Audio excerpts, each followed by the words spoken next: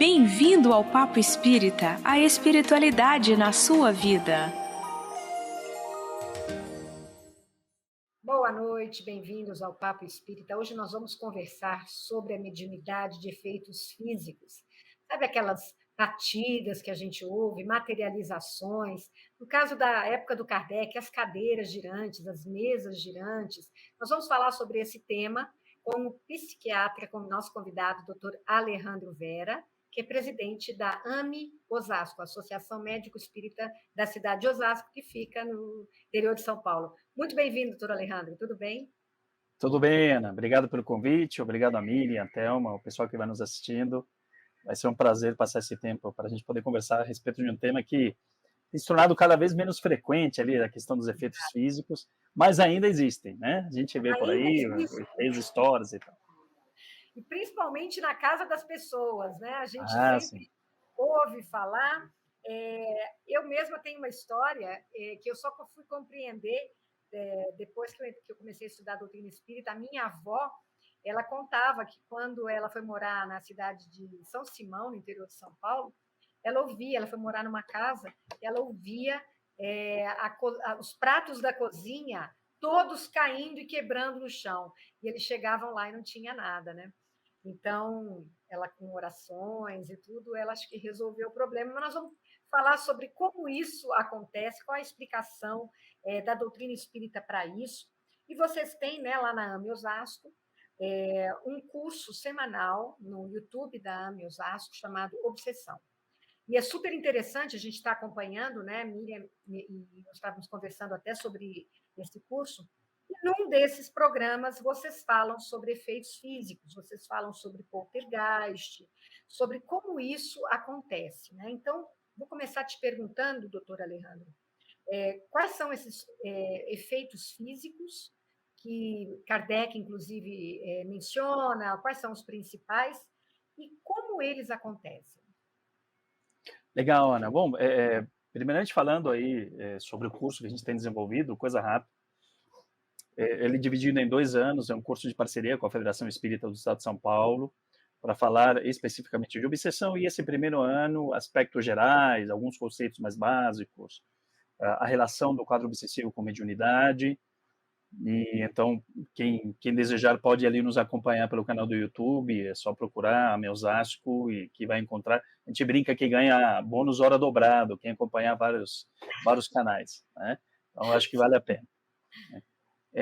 E aí um dos temas foi justamente esse, relacionado a efeitos físicos. Nós vamos lembrar ali o que Kardec nos traz no Livro dos Médiuns, a classificação ali inicial sobre mediunidade de efeitos intelectuais ou inteligentes, mediunidade de efeitos físicos, e na qual ele vai trazendo uma série deles que eram muito mais comuns, obviamente, na época, que tinham um objetivo maior, de, como nós bem sabemos, de chamar a atenção ali para uma realidade do mundo espiritual, ou seja, existimos, estamos aqui, e nada melhor do que invisível, através ali de propriedades muito específicas, atuar diretamente na matéria, né? E Kardec, através desse estudo, dessa metodologia, ele vai nos trazer que existem ali mediunidades, ou melhor, médiuns tipológicos, ou seja, aqueles que, pela influência, eles conseguem produzir ruídos, pancadas, uma variedade que acaba sendo bem mais comum, como você citou ali da avó, né, os ruídos, os barulhos e tal, né, que acabam sendo algo mais corriqueiro, que a gente escuta com uma certa frequência. Tem aquilo que ele chama de médios motores, né, que produzem movimento dos corpos inertes, que também ele diz que é algo bastante comum, médios de suspensões, que acabam fazendo com que esses corpos também se ergam. Deve ser algo assustador, né? Imagina, você está em casa e de repente você vê ali um objeto se movendo para cima, melhor nem pensar, né? Nessa hora você paralisa, não tem nem como. E ele vai colocando efeitos musicais, de aparições, materializações, enfim, uma série deles dentro dessa pesquisa que ele vai fazendo. Então é muito interessante para quem é um estudioso ali da doutrina, quer se aprofundar no tema, partir, obviamente, da base e fazer um estudo do Livro dos Médiuns, porque lá ele consegue ali detalhar de maneira bem bacana, assim, como que isso vai funcionando, que médiums seriam esses que provocam tais fenômenos que chamam a nossa atenção. Miriam, você já tem perguntas, né? Não, Então, quando o doutor Alejandro falou que deve ser assustador. Ainda mais que a gente tem um preconceito de todas essa. Também fantasiamos um pouco essa questão da Sim, existência de espíritos, né? E como todo preconceito, a gente sempre leva para o lado negativo, né? Imagina fantasmas, casas mal criaturas assombradas, com. né, Lilian? Casas mal Exato, assombradas.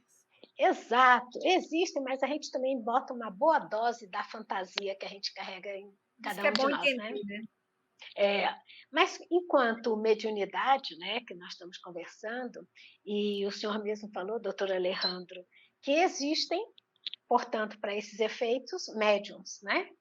Que médios seriam isso? Porque a gente compreende bem o médium da psicografia, aquele que escreve, da psicofonia, o que fala, mas de efeitos físicos, como seria esse médium?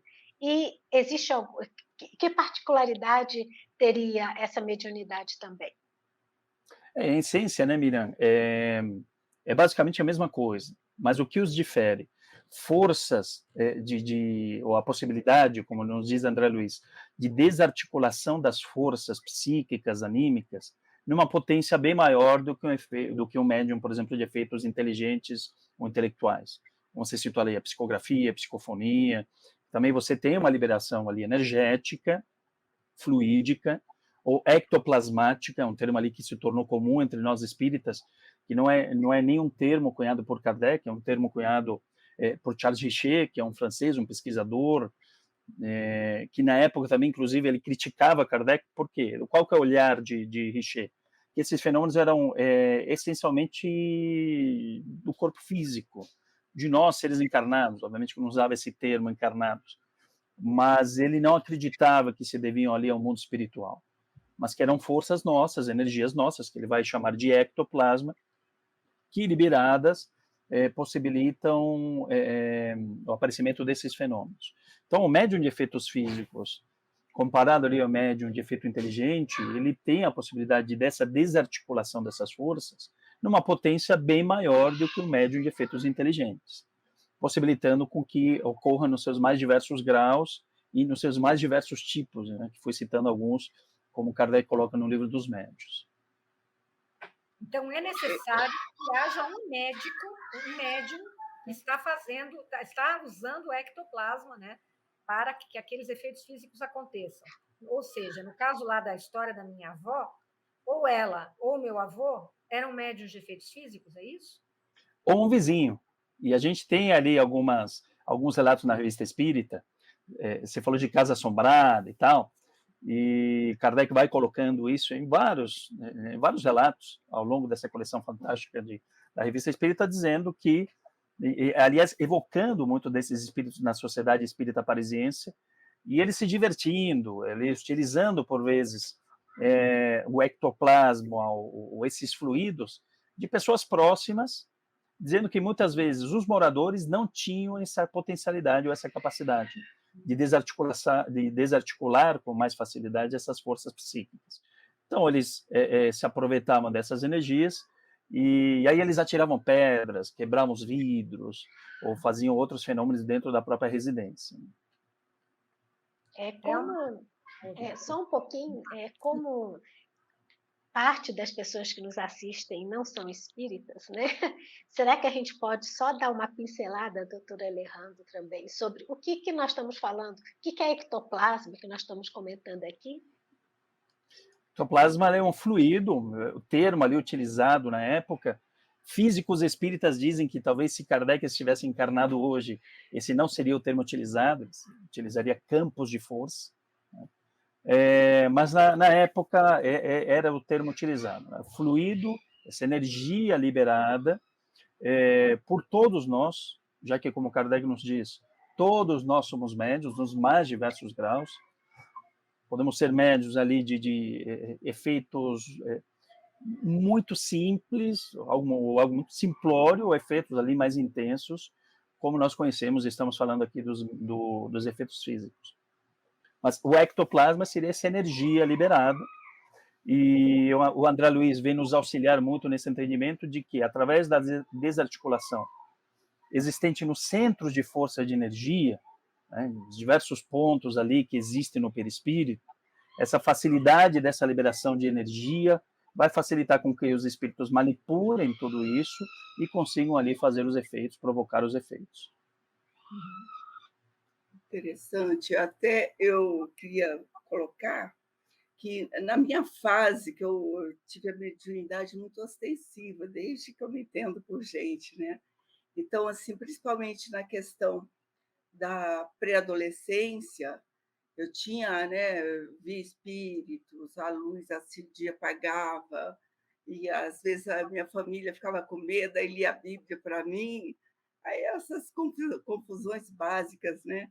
E às vezes você sentia assim, uma influência tão forte.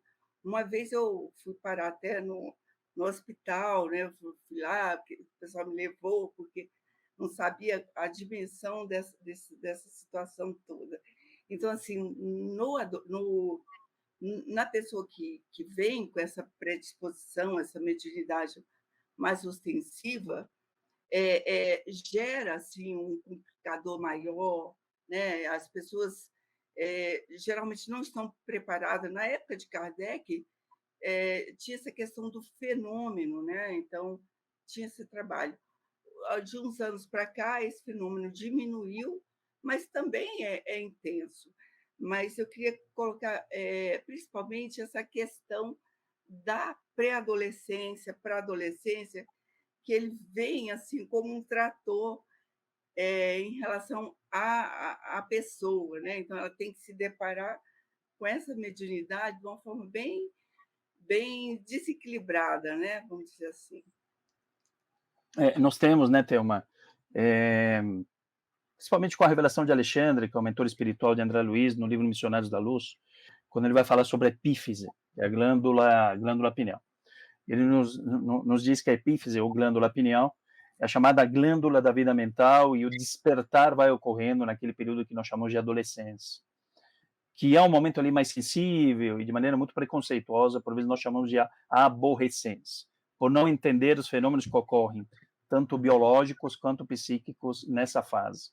Biológicos, bem sabemos, ali você tem ali uma alteração hormonal gigantesca, tanto no menino quanto na menina, tem todo um amadurecimento, uma série de coisas acontecendo ali, que naturalmente o tornam, por vezes, um pouco mais estável, mudança de humor, de comportamento, mas você tem ali alterações que são do campo psíquico, e que ainda nós, de alguma forma, desconhecemos, porque temos um olhar muito reducionista, e que estão relacionados àquilo que Alexandre chama como despertar da glândula da vida mental, e no qual muitos elementos desse inconsciente eles vão emergindo e fazem com que o espírito naquela condição, ele também inconscientemente vai entrando em contato com questões anteriores.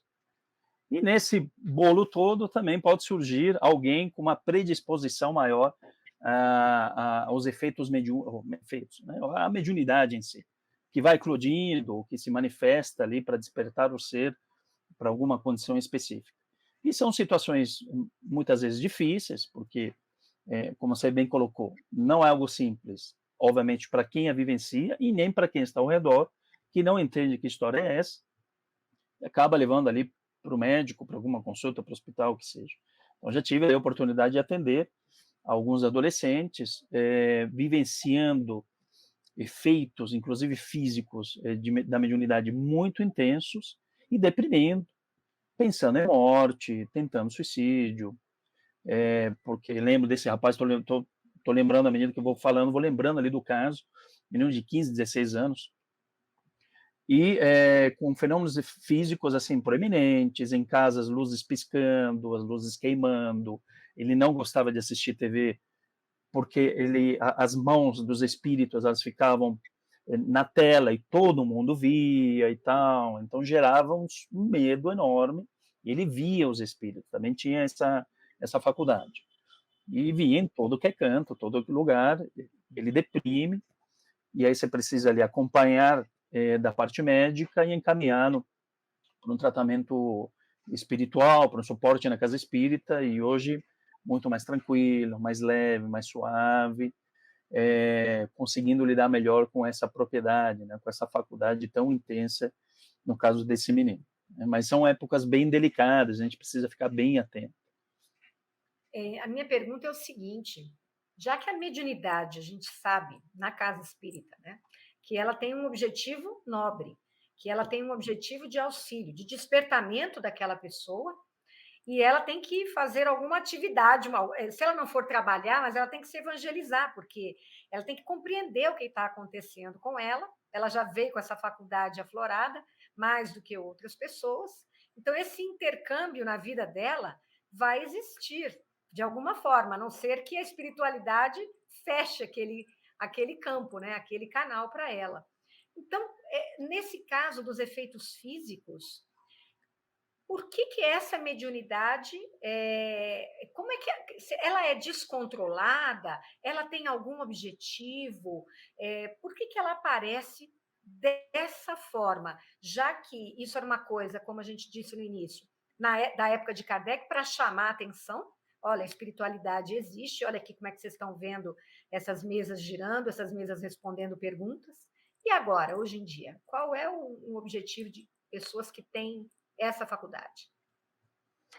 Toda faculdade mediúnica ela tem um fim, tem um objetivo maior, ou seja, ela é meio para algo maior. Lá atrás, como você bem lembrou, eu já tinha citado anteriormente, tem o objetivo ali de despertar o ser para uma realidade que vai além daquilo que nós conhecemos materialmente. Conan Doyle, no seu livro História do Espiritualismo, ele chama aquela época como uma invasão organizada, né? Milhares, milhões de espíritos ali se manifestando e se comunicando nos mais diversos cantos do mundo, e Kardec ali o grande missionário que vem auxiliar através da sua metodologia o entendimento daquilo que era compreendido até aquele momento como bruxaria ou qualquer coisa nesse sentido, loucura, enfim. E ele vai nos trazer ferramentas para entender, não, isso é uma faculdade, um dom, entre aspas, inerente ao ser humano, que tem por objetivo maior auxiliá-lo no seu desenvolvimento ético-moral. Então, a mediunidade não é um fim no sentido de que, eu vou à casa espírita só para desenvolver minha mediunidade, eu sou médium, eu quero ser médium. Como a gente recebe vários, né, sempre. O pessoal vem, sou médium. Parabéns, todos nós somos, né? Não tem nenhuma novidade nessa história. Mas vem ali com um certo ar de que, não, mas eu vim aqui para desenvolver. Não, você veio aqui para se tornar pessoa melhor, todos nós. E a mediunidade, e aí, obviamente, que é caso a caso, para cada ser ali tem um objetivo específico, que é auxiliá-lo no seu desenvolvimento ético-moral.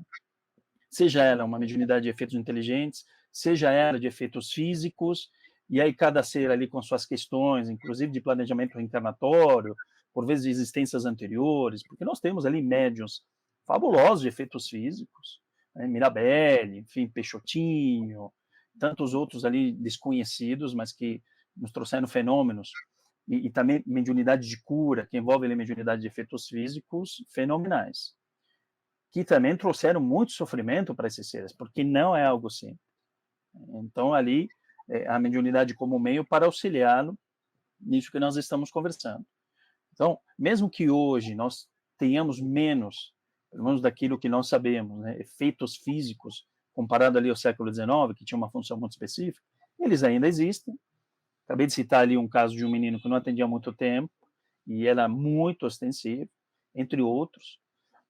Então, tem um fim, tem um objetivo, mas o objetivo, em essência, ele é moral, ele é ético, né? E eu, aproveitando bem essa faculdade, aproveitando bem esse meu momento e condição, obviamente que eu vou começar a transcender e sublimar a faculdade mediúnica para poder trabalhar da melhor forma, aí sim, no espaço em que tem que ser trabalhado, que é a casa espírita.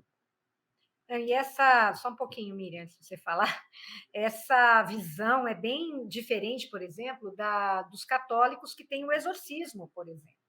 Né? Então, quando você se depara, isso é uma coisa que existe, estamos falando aqui que a mediunidade de efeitos físicos ela é uma coisa recorrente, ela existe, né?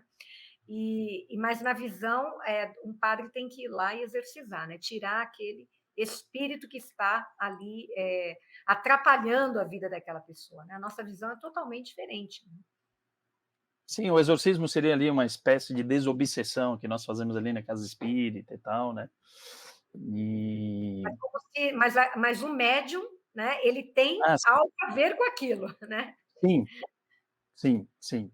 Por vezes sim, né? Como sendo ali de alguma forma ou a grande vítima, o grande causador disso. E na verdade a gente sabe que não é nem a questão de vítima ou algoz. A coisa vai longe quando a gente fala de processos obsessivos ou associações obsessivas, né? Eu digo que quando há ódio, há amor por trás disso, né? Entendendo como o próprio Chico nos dizia que o ódio é um amor adoecido e o contrário do ódio ou melhor, o contrário do amor não é o ódio, é a indiferença. Então, percebe-se muitos desses casos que envolvem quadros obsessivos, situações que vão nessa linha, né? O que precisa ali melhorar nessa relação? Porque obsessão basicamente é isso, é relação, né? É relacionamento. Como que eu estou me relacionando? Com o mundo invisível, com o mundo visível? O que eu estou conseguindo trabalhar em mim, em termos afetivos? Que troca que a gente está tendo? Porque ela pode ser para o melhor ou para o pior, né? E essas coisas vão ocorrendo. Quando estamos comentando aqui, me lembrei também das experiências que o Dr. Paulo Frutuoso, no Rio de Janeiro, né, Sim? no Frei Luiz, comenta, né, dos trabalhos de cura. Então, é muito interessante também, me lembrei disso agora. Materialização, né? É, Sim. ao mesmo tempo, doutor Alejandro, que trouxe a questão das associações obsessivas, em especial nessa condição do médium de efeitos físicos, né? Uma associação obsessiva junto a esse médium pioraria de início esses fenômenos, ou seja, tornariam de forma mais intensa para que pudesse amedrontar, afugentar esse médium, fazer com que ele seja chacota às vezes, né? Porque a intenção dos espíritos, né? Em que nós nos associamos, às vezes não é só de vingança, né? Tem a questão também de aproveitar a oportunidade para se divertirem.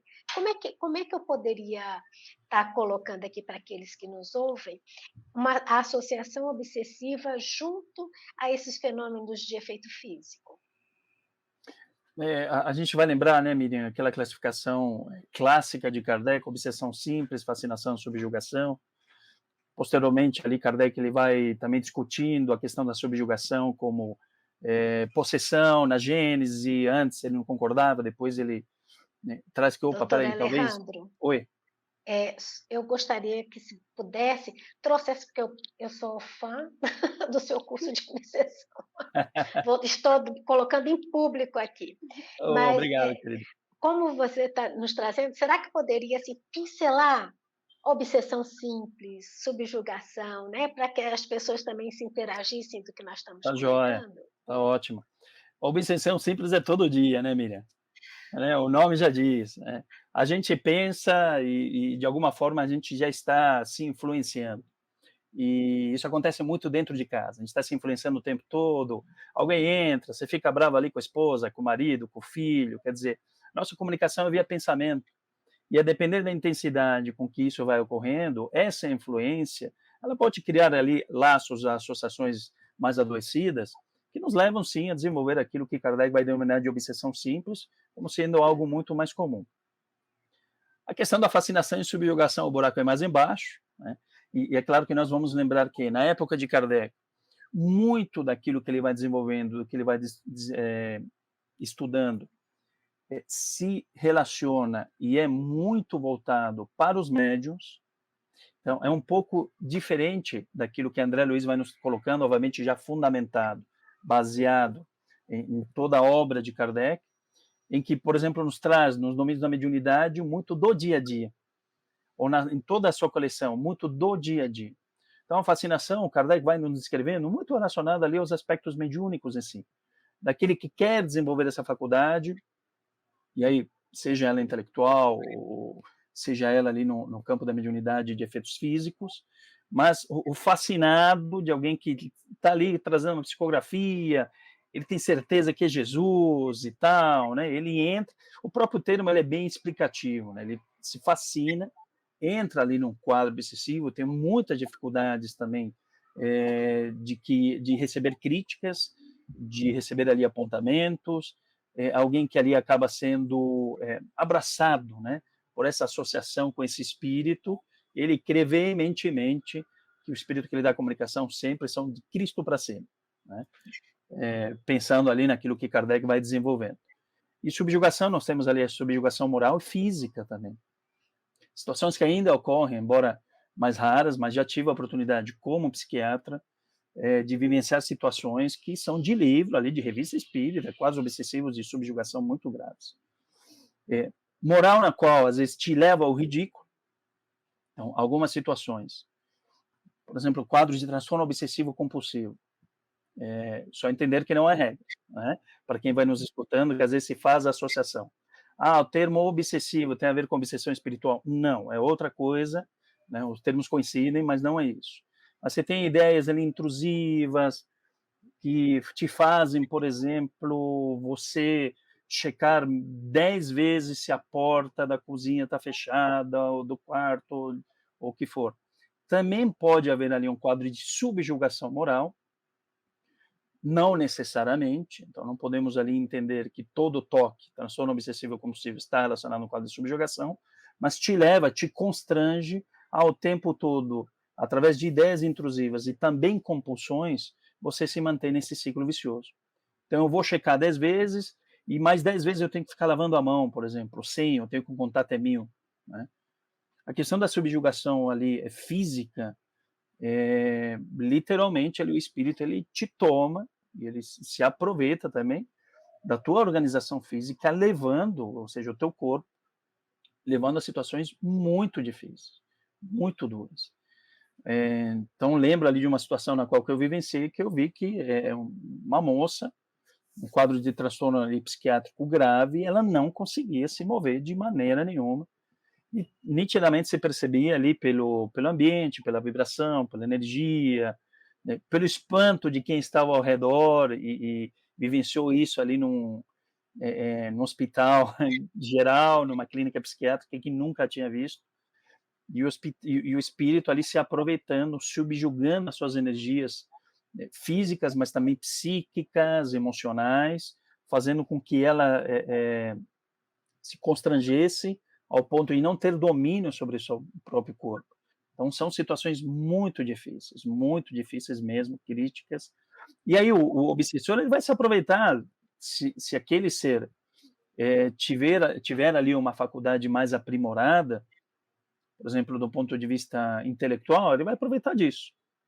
Se for um médium ostensivo, em termos de mediunidade, de efeitos físicos, vai se aproveitar disso, levando sempre aquele ser a muito sofrimento, né, muito constrangimento.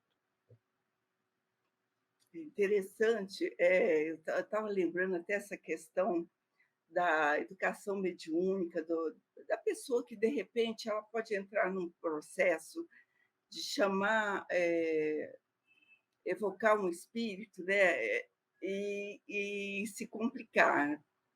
Isso até aconteceu com uma das minhas filhas, que, como eu tenho mediunidade, e eu sempre vi nelas uma questão de mediunidade, eu falava, olha, não, se alguém chamar vocês para fazer algum tipo de evocação, porque elas frequentaram a FEB há muitos anos, desde pequenininha, então a gente conversava sobre isso. E uma delas, na escola, ela esqueceu desse detalhe que toda mãe bem intuída, né, fala, e ela, no banheiro da escola, eles foram fazer aquela evocação do copo, né? E juntou a turminha e foi fazer lá. E com ela, o espírito pegou na mão dela, assim, segurou e ficou a marca dos dedos nela, ficou forte, assim. Ela chegou em casa, mãe, olha o que me aconteceu. Eu falei assim, você foi avisada. Então, vamos ir no grupo, na comunhão, tomar passe e tudo. E a partir de hoje, você tem que ter cuidado. Então, assim, coisas simples, né, que você pode virar uma situação mais desagradável, né? Você Sem dúvida. Pode ser que dá muito isso, né? A pessoa. Sim. O livro dos médiuns também, o guia, o manual dos evocadores, né? Então nós vamos lembrar ali que não existia não existia casa espírita, né? O espiritismo estava surgindo. Começam a partir disso, pipocar as sociedades, à medida que os livros são lançados, o livro dos espíritos, depois vem o livro dos médiuns e tal, e as pessoas começam a se juntar para fazer estudo, mas Kardec, no livro dos médiuns, ele vai orientando de que forma também essa faculdade ele poderia ser desenvolvida, inclusive em casa, mas sempre com muito critério, com muito cuidado. Mas às vezes a gente se pega algumas brincadeiras, né, Thelma? Assim, não, eu não vou seguir o livro dos médiuns, tá? Eu vou no copo direto. Todo mundo faz, então a gente segue ali desse jeitinho e está tudo certo. Só que o ambiente também não é o ideal, né? Porque, como você disse, você vai fazer na escola. Então, para tudo tem um momento, para tudo tem um lugar. Também existe ali base, né? A gente tem hoje toda ali a codificação que nos auxilia muito para entender que história é essa de mediunidade, em que condições ela pode ser ali trabalhada, desenvolvida e tal. Mais do que desenvolvida, educada. Educação mediúnica, educação do ser, o desenvolvimento das potencialidades psíquicas e emocionais, que nos possibilitam, em si, desenvolver outras potencialidades que nós nem imaginamos, não temos nem ideia. Eu digo que mediunidade ali é um termo para falar sobre 1000 outros sentidos que são desconhecidos por todos nós.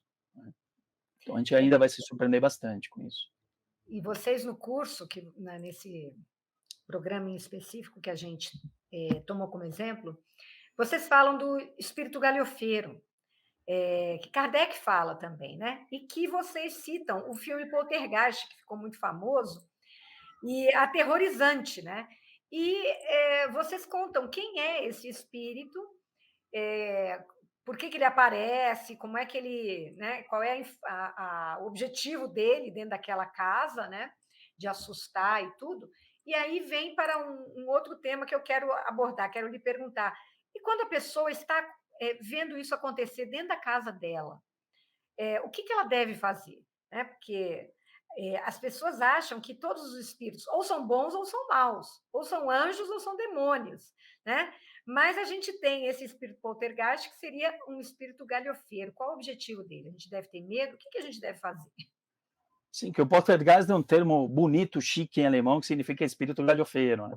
É o brincalhão. Herculano Pires, que é um grande filósofo ali da doutrina espírita, ele chama Kardec de o pai da cosmosociologia.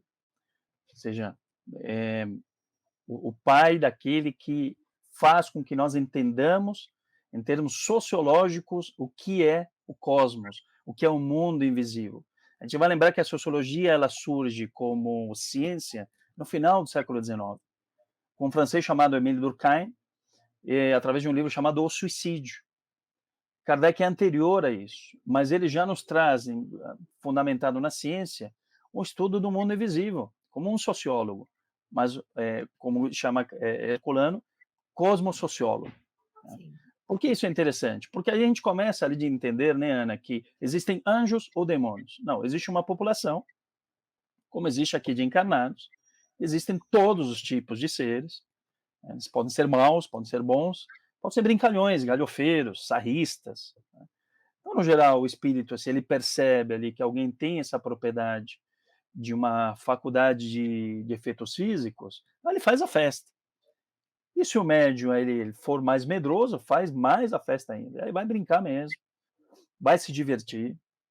E nessas horas ali, independente, né, das nossas crenças, se for espírita, naturalmente estarei procurando uma casa espírita, se não sou espírita, vou procurar a igreja que for, mas sempre na busca ali de poder me fortalecer na fé, fazer as minhas orações, né, elevar meus pensamentos, me transformar, porque para tudo tem um propósito, né?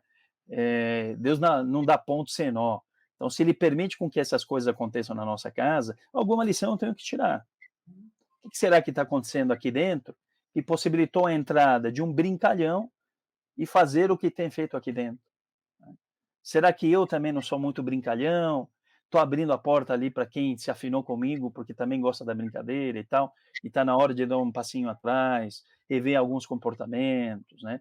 Levar mais a sério algumas questões, ou me despertar para a realidade do mundo espiritual, entender que a coisa não acaba por aqui, quer dizer, sempre vai me trazer uma lição, e sempre ali vou buscar ali um meio especial as instituições religiosas que, de uma forma ou de outra, vão nos auxiliar para lidar com aquilo, né? Que diz respeito ao mundo invisível. Miriam? Me lembrei aqui também, me lembro na época que eu estava casada, né? Naqueles relacionamentos que de vez em quando a gente sai uma faísquinha, era impressionante. Sempre sumia alguma coisa do marido. Ou era a chave do carro quando ele estava para sair. E isso a gente percebe o quanto eles insistem que aquela briguinha, aquela rixa aumente, e o quanto que a gente tem que estar atento, né? No começo, como eu não entendia, quanto mais eu procurava, mais cega eu ficava para encontrar as coisas. Quando tudo acalmava, estava em cima do lugar, na mesa, em algum lugar que a gente sempre viu, né? Eu estou comentando isso porque as coisas acontecem de uma maneira tão corriqueira que a gente não se dá conta, né? Acha que é bobagem ficar fixando nisso. Mas essa sua orientação, muito interessante, né? Procure identificar o que é que está nutrindo esse tipo de comportamento, né? Que está trazendo essa atmosfera de brincadeiras desagradáveis para aquele lar. E isso também tem a ver conosco, né? Ao mesmo tempo, cada membro daquela família, em especial os mais adultos, né, que teriam uma capacidade melhor de introspecção, o que em mim, né, está favorecendo essa questão da sintonia. Quando nós somos espíritas, é mais claro a gente entender e a gente saber para onde vai. Porque mediunidade acontece em todos os meios, com qualquer um de nós, que todos nós somos médios, né, em algum grau. Mas, doutor Alejandro, aquele que vive na casa esse tipo de situação, que pensa que é o demônio que está lá dentro, né, esse tipo de coisa, o que nós poderíamos estar dando de orientação, levando em conta que o que nós estamos falando aqui não é tentando trazer as pessoas para a doutrina, porque isso não é objetivo nosso, né? Mas de esclarecer que nós talvez possamos ter um esclarecimento de ajudar, sem que ele tenha que se converter, entre aspas, a nossa doutrina, né? Como é que a gente poderia estar dizendo àquele que nos ouve, que vive isso, mas não tem nenhuma ligação, ou não tem até às vezes medo, receio, né, da casa espírita, vou lá e vou voltar cheio de espírito, né? Tem tanta história maluca, né, a esse respeito. Como é que a gente poderia estar falando com eles? Kardec nos possibilita, através de toda a metodologia criada, de entender que uma série de fenômenos que antes pertenciam ao universo do sobrenatural, eles são naturais. Eles são do dia a dia. E sendo do dia a dia, eu necessito entender por que eles ocorrem, quem os provoca, de que forma tudo isso vai se encadeando, porque senão tudo é visto de maneira sobrenatural, ou seja, está acima da natureza e, portanto, inalcançável aos olhos da ciência. Kardec desmistifica essa história toda, trazendo um olhar amplo para essa questão que envolve o universo invisível. E a gente vai lembrar de Leon Denis quando nos diz assim: Espiritismo não é a religião do futuro, mas é o futuro das religiões. E Kardec o tempo todo vai dizendo: no futuro teremos católicos espíritas, teremos protestantes espíritas, judeus espíritas e assim por diante. No Brasil isso é fácil, né? O cara que bate na igreja, daqui a pouquinho do lado ele está na casa espírita, ou no terreiro, enfim. Isso a gente vê com bastante frequência. Mas por quê? Porque os conceitos que são basilares da doutrina, em algum momento eles vão pertencer a todas as religiões. Porque eu posso negar a reencarnação, mas eu vou reencarnar, porque é uma lei. Assim como eu posso negar a lei da gravidade, mas tudo cai, porque é uma lei, né? Então, em algum momento isso vai ser incorporado, vai ser entendido dentro dos processos religiosos, vou poder ali continuar como católico, como protestante, como budista, o que for, mas entender que reencarnamos, entender que a mediunidade existe porque é uma propriedade do ser, não o espiritismo que inventa, Kardec fala isso o tempo todo. O espiritismo não criou espíritos, né? Espiritismo não possibilita ali a comunicação no sentido de que não ele que está derrogando as leis, e aí por isso que os espíritos se comunicam, nada disso. Os espíritos se comunicam porque eles estão aí.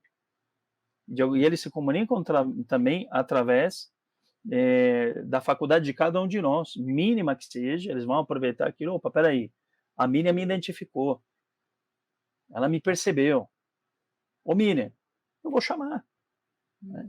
Então, entender esses processos como sendo algo absolutamente natural. Não tem o demônio, né? Não tem o anjo nesse sentido ali, mitológico da coisa e tal. São seres incorpóreos, como nós, num momento distinto, ou seja, eles não estão encarnados e se comunicam dessa forma. E a gente tem que encerrar, infelizmente, né? Já demos aqui o nosso tempo do programa, mas para a gente finalizar, porque eu achei super rica aqui a explicação, principalmente para um público que muitas vezes é interessado nesse tema, mas não estuda a doutrina espírita ou não conhece a fundo, aí ele toma o primeiro contato, às vezes, com através do nosso programa, né? Com essa temática.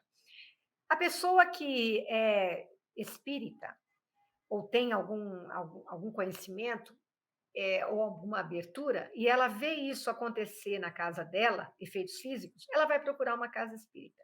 Mas vamos falar para aquela pessoa que está vivenciando ou percebe, não tem certeza do que esteja acontecendo, né? E Miriam citou um exemplo aí de que as coisas podem ser não necessariamente claras, né?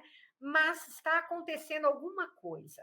Como essa pessoa que muitas vezes não quer ir a uma casa espírita, pode trabalhar dentro dela mesmo, já que são energias, são pensamentos, são vibrações.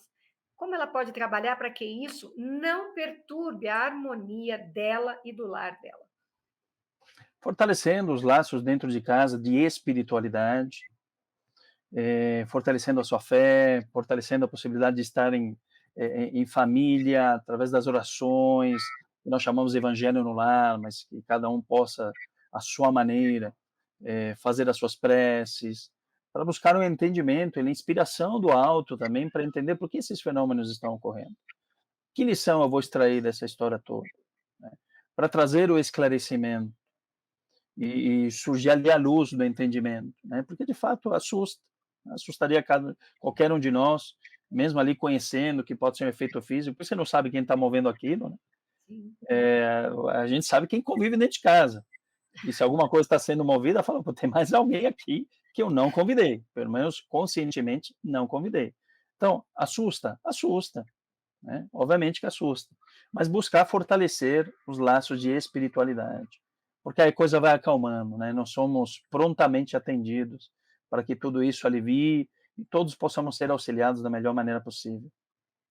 E, se a pessoa puder, tiver disposição, ir a uma casa espírita, porque Sim, a terapêutica espírita a gente sabe que é vasta, né? E ela auxilia de toda forma encarnados e desencarnados, né? Aqueles desencarnados que estão ali, eles com certeza vão ser atendidos e vai abrir uma porta para eles também, no sentido de outras formas de se comunicarem, né? Não necessariamente atrapalhando a vida de uma casa, de uma família, né? Enfim, Miriam, Thelma, obrigada. Doutor Alejandro, muito obrigada pela sua presença. A gente convida todo mundo a assistir esse programa, né, da AME Osasco na TV. É TV AME Osasco? Como é que isso, chama? TV Ameusasco, tudo TV junto. AME Osasco. Já tem quantos programas lá? Eu já vi uns 10 programas, eu acho, não sei. Tem mais do que isso, já tem mais do que o dobro. A gente está caminhando para o final do primeiro ano, agora no final de outubro já estaremos finalizando.